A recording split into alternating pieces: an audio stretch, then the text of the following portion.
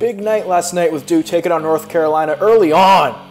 Trayvon Duval throws it down. It was all Duke early on. Wendell Carter throws down the alley-oop lob here from Grayson Allen. Duke built a 12-point lead in the first half as they were cruising, but this rivalry, always close. Luke May lays it in to tie the game early in the second half for the Tar Heels, and that just got things started. UNC got really hot from the outside, made 11 three-pointers in this game, tied for the most they have ever made against Duke. All part of a 21-2 run here. Joel Berry will cap that run with another three, put UNC up 8. They ended up going up by as many as 14 points, but again, Duke climbed right back into it. Made it a 3-point deficit until Cam Johnson. 18 points, 13 rebounds for Cam Johnson in this one. UNC starts pulling away late, and then at the end, Duke trying to foul. Theo Pinson ends up getting the ball, putting the exclamation point on this win for UNC. Much needed win for the Tar Heels, who had lost 3 of their last 4 games going into the game. Duke has now lost 3 of their last 4 games and faced major questions about their defense moving forward, but for the Tar Heels, a big, big win. Hey guys, Brian Rauf here. I'm your host of the Rauf Report, where we take a look around the world of college basketball. We're hitting the home stretch of the season here as we're in February, less than a month away from Selection Sunday. Plenty of big games seemingly every night, including the UNC-Duke game last night. We're going to take a look around the world of college basketball, give you everything you need to know and a couple of major takeaways that could determine both the current landscape of college basketball and the future as we move into March and the NCAA Tournament. The first thing, we're going to go into the NCAA Tournament Selection Committee's early release of their top 16 overall rankings coming out this Sunday, where they give us the top 4 seeds in each region. We know who 3 of the top seeds are going to be. Virginia, Villanova, Purdue have all pretty much locked up their place as #1 seeds in the NCAA Tournament and will probably be that way throughout the rest of the season, barring some big collapse by one of them. Virginia right now is looking at the #1 overall seed and should be potentially the unanimous #1 team in the country when the AP poll comes out on Monday. But the big question now is, with those 3 teams as 1 seed, who's going to join them as the 4th #1 seed when the early rankings come out on Sunday? Michigan State is currently the #4 team in the country. They don't really have the best resume. They haven't played a lot of top teams, haven't beaten a lot of the top teams. So on resume alone, they're not going to get the #1 seed. Xavier's there at #5. They have a great resume. They're 3-1 against the RPI top 25, 5-3 against the top 50, with their worst loss coming to Arizona State in December when Arizona State was undefeated and beating everybody.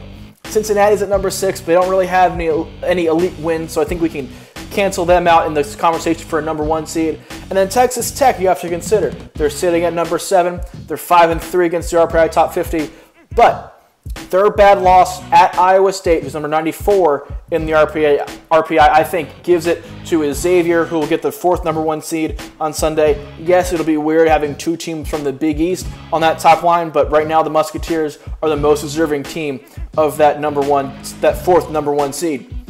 Going back to Michigan State, why aren't they that 4th #1 seed? They're highly ranked, they have a ton of talent, but they're only 1-3 against the top 5th in the RPI right now. If you go by the eyeball test, they're playing extremely well. They've won a number of games in a row. They have talent all over the court.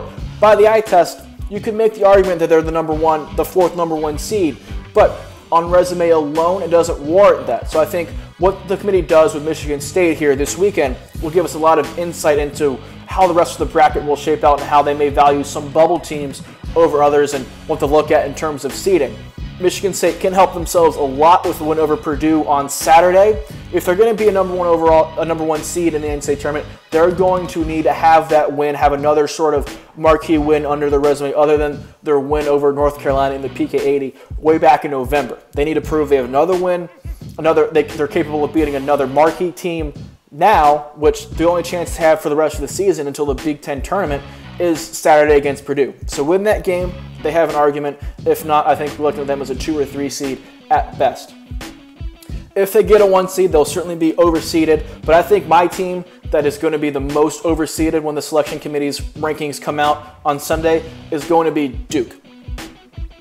We talked about with the UNC game, they've lost 3 of their last 4 games, but they have a great resume. They were really hot early in the season. They're now 5-2 against top 50 RPI teams. They have some major wins. They won their bracket of the PK80, picked up some big wins. They beat Michigan State in the Champions Classic, the second game of the season way back in early November. it's going to be interesting to see what they do, because overall resume, they're great and are worthy of probably being a 2 seed, and brand name, we know teams like Duke and Michigan States and Kansases of the world often get seeded higher than where they should be simply because of their brand name and the talent that's on their roster. But given the way they've been playing of late, some of their bad losses, teams the loss to St. John's last weekend is really going to hurt them. I think the loss to Boston College, the start of ACC play, I think that could really end up hurting them. They should, based on the way they're playing now and the way they've played since conference play has started, given their defensive woes, being a 3 seed at best. You can make an argument for a 4 seed. I think a 3 seed is where they're going to belong. But I think on Sunday, because of their Duke and because of their early season wins, I think we'll see the selection committee rank them as a number 2 seed and as a mid-number 2 seed, which I think is just too much for them. That goes into our next takeaway here. This Duke team is starting to feel a lot like the 2013-14 team that lost in the first round of the NCAA tournament to Mercer. If you remember, that team had a lot of NBA talent. Jabari Parker was on that team. Rodney Hood was all that team, both of whom are having very, very successful NBA careers to this point, even though Jabari Parker can't stay healthy. But they had a lot of NBA talent on that team, were very good on paper, but were extremely flawed on the court. They had a short bench, much like this year's Duke team does, and they struggled shooting the 3-ball and often got complacent offensively and settled for that 3-point shot a lot of the time. This year's Duke team doesn't have those problems offensively, but they have similar flaws defensively where they can't stop anybody. But the 2013-14 team, when they got into the NCAA tournament, people said they had enough talent to make a run to the Final Four, as obviously guys like Parker and Hood would show you, much like this team does with Marvin Bagley and Wendell Carter, so they wouldn't surprise anyone if they played good enough defense for them to make a run to the Final Four this year. But that 2013 team, people also said, could also lose in the first round because of those flaws. And that's the case with this Duke team. Because of the defensive flaws, they end up getting that 3, 4, even 5 seed if they continue struggling down the stretch here, are going to end up playing a very good mid-major team in the first round, a team that could probably take advantage of those defensive problems. Again, could they make the Final Four? Absolutely. This year is as wide open, I think, as any year of college basketball has been in recent memory. The 2013-14 season was also a lot like that, which is why people thought Duke could make the Final Four that year, even though they ended up losing to Mercer. So I think we'll see this Duke team. It would not shock me at all if they ended up losing, not necessarily in the first round, but in that first weekend, where they end up being upset by somebody and not making it to the second weekend in the Sweet 16. On the flip side of this coin now is the team that will be the most underseeded in Sunday's early release rankings. I think that team is going to be Auburn. And I think a lot of that is going to have to do with the lack of brand name and lack of overall recognition and respect that comes with the Auburn basketball program. They haven't made the NCAA tournament since 2000, but on resume alone, they deserve to be a 2 seed, I would say, in these early rankings. They're 21-3 right now against the 27th best schedule in the country. They're 5-3 against the RPI top 50, and their RPI ranking is number 8.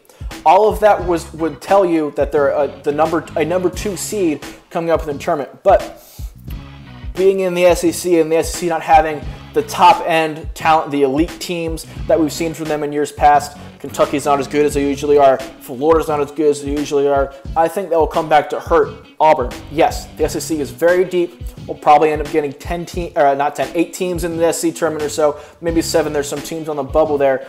But without the top tier teams, you're not going to see a team like Auburn get a lot of respect, I don't think, from the selection committee because they haven't played or beaten even those teams that are challenging them at the top of the SEC standings.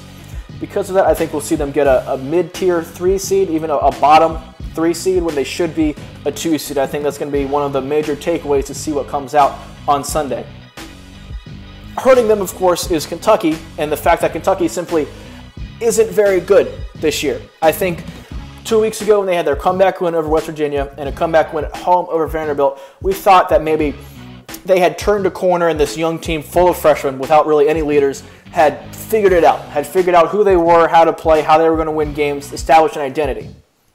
That has not been the case. Since then, they've lost to Missouri, lost at home to Tennessee, trailed big in the second half in both games before trying to make comebacks and ended up falling short. They're a Kentucky team that has a lot of problems. Their defense has improved since early in the season, but they're still not a great defensive team. They can't shoot. They're one of the worst teams in the country in three-point shooting, and they often get stagnant offensively because they don't move the ball. Because of all those things, they get in these tight games. They're not capable of exerting themselves and proving themselves and making an imprint on a game and dictating tempo. And because of that, we're seeing them in close games constantly because they can't separate themselves from anybody. They don't have anything they can go to clearly separate themselves. I think Kentucky's an average to above average team. We've seen that this year with some of the wins they've had, but also we've seen a lot of the limitations. I think if this Kentucky team can make it to the second weekend of the NCAA tournament, if they somehow find a way to make it to the Sweet 16, that's going to be a very good year for this Kentucky team, who is going to be in and out of the AP Top 25 poll for the rest of the season. But another SEC team might trump them when it comes to the most frustrating team of the year, and that's Alabama. This team has so much talent. I talked about them in the preseason as being a dark horse team that could potentially be in the top 10, 15 in the country all season long, and they have that kind of talent, and they've proven it. In their last 7 games, they have wins over Auburn, wins over Oklahoma, a win over Florida, all teams who are quality tournament teams and all teams that have aspirations of making it to the second weekend of the NCAA tournament. You have that resume, those quality wins, they're going to be a fairly high seed. However, Alabama's problem is in that same 7-game time frame where they've beaten those 3 really good teams, they also have losses to Ole Miss and Missouri and Mississippi State, and not all of those games have been close. This is a team that's so hot and cold every single night, you never know who you're going to get. They always seem to play up to the competition or down to their competition, and that's why they're only projected to be a 9 seed in the NCAA tournament right now. This is a team that has a talent. They can certainly win a game, maybe pull an upset over number 1 seed if they get into that 8-9 game. But they're also a team that could lose by 15 in that 8-9 game to maybe a Texas or a team that doesn't necessarily have as much talent as them because they're just so hot and cold. You never know who you're going to get from them in any particular game. Moving from the Big Ten or from the SEC to the Big Ten now, I think the Big Ten is only going to end up getting 4 teams in the NCAA tournament unless somebody else wins the conference tournament. Of course, right now, Purdue is a lock. They're going to be a number 1 seed probably. Michigan State's a lock. They'll be a top 2 or 3 seed. Ohio State, currently in first place in the conference. They're a lock. Chris Holtman's going to win Coach of the Year, or should win National Coach of the Year, in my opinion, for the job he's done with the Buckeyes and taking over late, didn't take over there until the summer. And Michigan, who's in and out of the top 25, they're a lock as well. They'll probably be somewhere between a 7 and 10 seed when the NCAA tournament bracket comes out in March. But those 4 teams are locks. Outside of them, the Big Ten doesn't have many teams to offer. Maryland and Nebraska are 2 teams that people point to as being on the bubble, and I'm here to tell you that they're not. Both of the resumes are not worthy of being in the NCAA tournament right now. They're very much on the outside of the bubble, and with their remaining games on their schedule, they don't have any chances to pick up good wins to put them on the right side, move them up that bubble conversation. They only have games that can hurt them with losses. Of course, if both of them win out, maybe pick up wins over those 4 teams we mentioned before in the conference tournament, things can change, but I don't anticipate that happening, especially with Maryland and the number of injuries they've endured this year. I think both of those teams are out and aren't really in the NCAA tournament conversation. One team that's interesting is Penn State. Penn State is also out right now, and I think they're pretty well out, but they have a schedule that's conducive to making up some ground here in these next couple of weeks. They have games against Ohio State, Purdue, and Michigan coming in the next 3 weeks before the Big Ten tournament. If they can win 2 of those games, they'll put themselves in the bubble conversation. I think they'll still be on the outside of the bubble because of some of their really bad losses this year that they had, especially at the beginning of conference play and late non-conference. But having 2 quality wins, picking up 2 quality wins in those 3 games would certainly improve the resume enough to be in the bubble conversation. If they can make a decent enough run in the Big Ten tournament, I think you could see them potentially have a case for getting in. However, I don't see that happening. I think they're only going to end up getting 4 teams in the tournament from the Big Ten, and it's going to be a down year for the Big Ten. They'll be better next year, but all of these bubble teams from the Big Ten, I don't think simply exist. Final takeaway from the week, ahead of Sunday's early release of the top 16 seeds. Why don't they do the whole bracket? I love the fact that they're now doing the 16 seeds. This is the second year in the row they've been doing it, and I think it's great. It gives more transparency to the process, lets the top teams know where they stand. But for the top teams, there's no question that they're going to be in the NCAA tournament. The only question is what they need to do to get a 1 seed, what they need to do to get a 2 seed, so on and so forth. The teams that I think need this early release the most are the bubble teams. Which teams are in right now, which teams are out, who needs to pick up those big wins, who just needs to avoid bad losses. Those kind of things, I think that's more valuable than doing just the top 16 seeds, the top 4 seeds in each region. The College Football Playoff Committee releases a top 25 rankings every single week for the last third of the season, essentially, allowing teams to know where they stand, not only for the college football playoff, although that's what it's there for, but also in terms of making New Year's Six Bowl, which is essentially what would be qualified as the bubble in the NCAA tournament. There's everybody who is in the picture knows exactly where they stand and what they need to do. I think if the NCAA Tournament Selection Committee followed through with a similar process where they released a full bracket of 68 teams and let teams know who the bubble is, projected conference champions, all of those sort of things, I think that would go a long way giving more transparency and letting these bubble teams know who really need it, where they stand, and what else they need to do. More transparency is always a good thing. We'll go to reaction poll here. Who do you think right now would be your pick to win the NCAA Tournament Championship? Would it be Virginia, who's going to be the #1 overall seed probably when these early release rankings do come out on Sunday, and potentially the unanimous #1 team in the AP poll on Monday? Villanova, who has been the #1 team for most of the year until Phil Booth, starting guard, suffered his broken hand, and they now have questions about their depth, but they'll still be #1 overall seed. Purdue, right now, unless they lose to Michigan State and suffer 2 losses in a row this weekend, are looking like a #1 seed and the best team in the Big Ten. They'll be a #1 seed as well. Those 3 teams have clearly separated themselves as the top 3 teams in the country to this point. So, who do you think is going to be the national champion? Do you think it's going to be one of those 3 teams? Are you taking the field? Make sure you vote and let us know your thoughts. Brian Rauf here with the Rauf Report. Make sure you follow me on Twitter at @BRauf33. There's been plenty to break down this week. There's been a couple of huge losses. Villanova suffering their first defeat in what feels like forever to a St. John's team that was 0-11 in Big East play. Purdue had a 19-game win streak snapped at home by Ohio State. Auburn had their really long win streak snapped at home by Texas A&M. A lot going on, but this weekend, along with the top 16 overall seed release, is going to be a couple of marquee games that are going to play a major factor in teams' chances of making the NCAA tournament. The first one of which is a big game, kind of under the radar big game here with UNC traveling to Raleigh, just up the road, to take on NC State. This is going to be the second game of a 3 games and 5-day stretch for UNC. They play Duke on Thursday. They're going to have to take on NC State on Saturday and then have a game on Big Monday. This is really a tough stretch for them. Not a huge road trip here, but we're going to see how in shape they are and how much leg they have left going in and playing the Wolfpack. And remember, the Wolfpack won the first game this season in Chapel Hill in overtime. They controlled most of that game, allowed UNC to come back and force overtime before re-grabbing momentum and winning in overtime. Another win over UNC, sweeping the Tar Heels, would solidify, I think, NC State as an NCAA tournament team, and everybody around that program knows it and feels it. New head coach Kevin Keatts is in his first year at NC State. He's 2-0. He beat UNC and he beat Duke. He hasn't lost either of them yet, which is something that's huge for the Wolfpack program that's looking to establish relevancy and staying power within the Triangle, let alone the ACC. They've always been the third team behind Duke and UNC in the Triangle in that region, even in the ACC.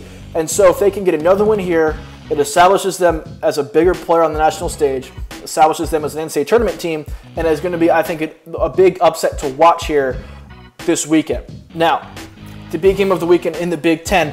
The only time these 2 teams will play this season, which I think we need to talk to the Big Ten schedule makers about, but Purdue traveling to East Lansing, take on Michigan State. 2 of the top 4 teams in the country. We talked about it before. Michigan State needs this win to give themselves another marquee win on their resume since they don't have any opportunities left after this for it. Purdue also, although they have a solid resume now with their incredible win streak and what they've done since their struggles in Battle for Atlantis in November, this is also their last opportunity to pick up a big win. A loss here, if they somehow drop to a 2 seed on Sunday because of this loss, they're not going to have any chances until potentially the Big Ten Tournament Championship game to make up for that. So this is a big game for both teams. I think we'll see Michigan State hold serve at home and win a close game here, but it's going to be interesting to watch how these 2 teams play. And then the nightcap, 10 o'clock Eastern, Gonzaga and St. Mary's. This is something that's big rivalry on the West Coast. The 2 best teams in the West Coast Conference. They're both going to be in the NCAA tournament this year. One is the team's automatic qualifier from the conference tournament, and one is an at-large. They're both top 12 in the country. I have a little bit of problem with them being ranked that high, but both teams should be ranked. They're both ranked in my power rankings that are on chatsports.com earlier this week. St. Mary's is on perhaps the longest win streak in the country. They have not lost since November 26th, the weekend after Thanksgiving, when they lost to Georgia. They had a tough stretch there in their holiday tournament where they lost to Washington State, who's one of the worst teams in the Pac-12, and then to Georgia, who's a non-NCAA tournament team in the SEC. Since then, they haven't lost, including going on the road to Spokane and beating Gonzaga by 3 with a big second-half comeback just a couple of weeks ago. This is either team's last chance, except for if they meet again in the conference tournament, obviously. Either team's last chance to pick up a big win to help with seeding. But I think for Gonzaga, a loss here hurts their at-large resume, and I think you could see them drop to 10, 11, 12 seed because they're not going to have any good wins despite having a great record. If they can't beat St. Mary's, they don't have any real quality wins on their resume. St. Mary's win this game, you're certainly looking at them being a 7, potentially even a 6 seed, maybe a 5 seed in the NCAA tournament because of having these 2 wins over Gonzaga to make up for those early season losses we talked about before. Because St. Mary's is home, I think we'll see the Gales win and sweep Gonzaga for the first time since 2016, so the second time in 3 years, which is huge for this Gales program. It'll be a fun game to watch. It'll be a great nightcap to the day. Curious to see how that plays out. Both teams very good offensively. St. Mary's has an All-American candidate in Jock Landale, who's averaging nearly 23 points and 11 rebounds per game. I think he'll be a first-team All-American this year. But that'll be a very good game to watch to kind of cap a great day of basketball. And, of course, there's going to be plenty of upsets on Saturday. We've seen this year top 10 teams lose every day, seemingly. Saturdays have become an upset day where we see a ton of teams lose. There's going to be plenty of upsets, but these are the 3 games that you need to watch. We'll be back on Monday on the Rauf Report to recap all of those potential upsets in these 3 big games, along with breaking down the NCAA Tournament Selection Committee's early release of their top 16 overall seeds. Until then, enjoy the weekend, watch some basketball. We'll see you guys next time.